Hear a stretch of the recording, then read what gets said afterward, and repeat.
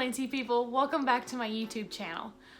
I thought that it would be a good time to talk about a little bit of a few care tips and tricks, and why not do it with none other than one of my absolutely favorite plants, Begonia Amphioxus. Begonia Amphioxus. Looks like it could hurt you. Looks like it could really cut somebody, and it looks poisonous. I love the little pink polka dots that it has on it. I just love how jagged and sharp that this plant looks in general. This plant really likes high humidity and will definitely benefit from higher humidity environments, such as terrariums, cloches. If you live somewhere that is so tropical that your inside house humidity is like 80% or above, like, this plant's gonna love you. My resting humidity in my room, in my bedroom, which is where we're at right now, is always at 50%, and that is without my humidifier on. But I like to keep this guy in a cloche, and it is doing pretty good. I've had to upgrade its cloche one other time because it started off in this smaller little bubble one, and it outgrew it like amazingly quick. And I've also recently done something else to help with the humidity. But before I get into that, and before I get into some close-ups and whatnot, I just wanted to let you guys know that other than the fact that it really needs high humidity, it likes to stay within the range of like 50 to 80 degrees Fahrenheit, around about like the temperatures that we would, like as a human, that you would feel, you know, for the most part really comfortable with, unless you like to be really, really hot or really, really cold, because if you're one of those people, I cannot relate to you. If you give this guy, you know, the environment that it really likes, it will absolutely thrive for you. I've actually, honestly, since I've had this Begonia Amphioxus in a cloche, I've only watered it since I've had it maybe twice, which is insane. It definitely needs to be watered now because I was just messing with it a second ago. But it is just living its best life. And I wanted to kind of talk to you guys about another way that I have been raising the humidity in this cloche for this guy. So let me go ahead and take it off. So what I have this begonia setting on is just its tray that has the cloche, that the glass top rests on, which my rig that I have isn't even considered a cloche. It is a candle. This is a candle holder, and that is I guess just a regular type of vase or something like that. I got it from Walmart. I got both pieces for $5. And honestly, whenever I looked on Amazon, I spent probably $15 or $20 on this small little cloche, and it is half the size and tiny, and I mean, it's cute, but it's just really, really small. So it would definitely not last a plant that really grows quite rapidly. So what I have done to help increase the humidity in my cloche that my Begonia Amphioxus is in is I have added leca to the bottom, and I have also just added some water on, like, just to cover just a little bit of the leca balls, and that has helped huge. Like, it is insane. I wish I would have taken some before pictures of what my Begonia Amphioxus looked like before I started this this little treatment. That's not really a treatment. Before I started this new lifestyle for this guy, because I got really inspired because of Harley G. She has her Begonia Amphioxus in a small little cloche as well, and she keeps it really, really moist, and the roots were just like taking over the pot that guy was in. So I was like, I really need to do something different to help my Begonia Amphioxus. So yeah, I definitely 100% would recommend just doing something like that. It literally just sits on there like that. I don't keep the water up very high. It's not touching the pot that it's in at all. It is just the water is staying on the down low. So let's do a little bit of a close-up.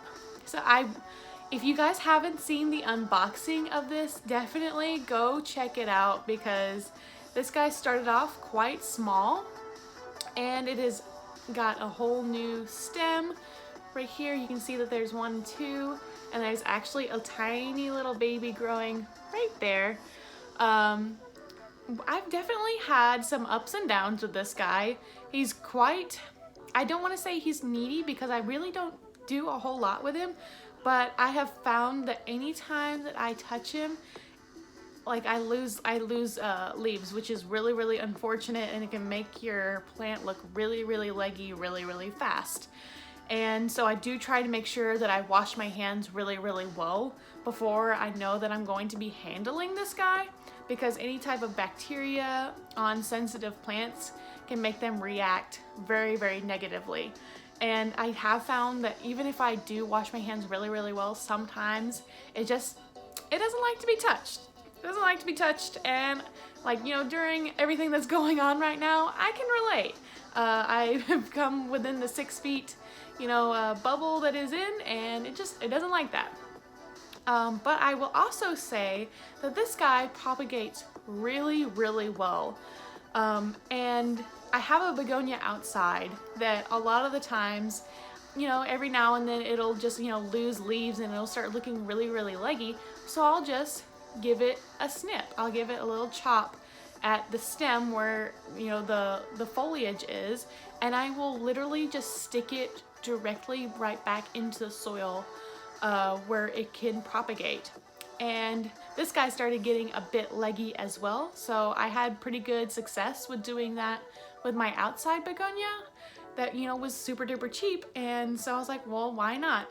And so I just chopped it and I stuck it right back in the soil, and it is absolutely thriving. I'm very tickled with how well it is doing. There's so much new growth.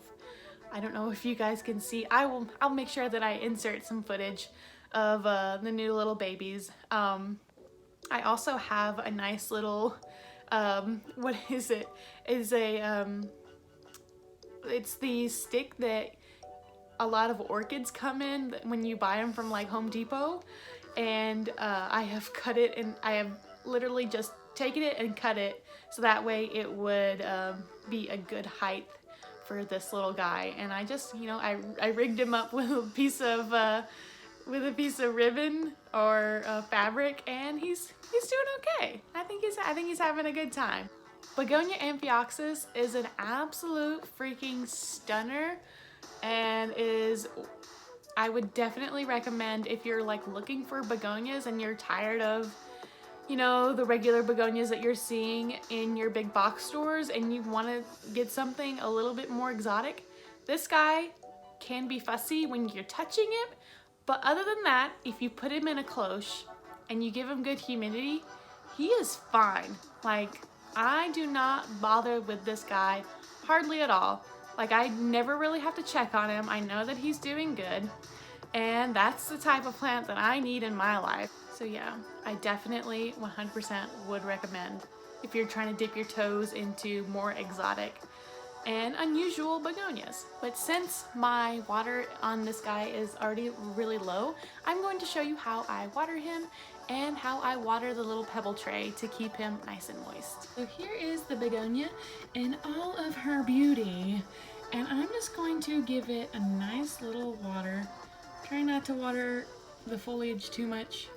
And see, it's already, it's watering the drain, it's draining right down the pot into the leca ball, so you really don't even have to water the leca. Just make sure that you water the plant really good, and it'll drain right down there. And yeah, that's exactly what I would do. And if your plant isn't ready to be watered yet, it is okay to just literally go over here and just add a little bit more water to the bottom. I'm just so worried about adding too much. Yeah. And there you have it. That is my favorite way at the moment of keeping humidity up for this guy.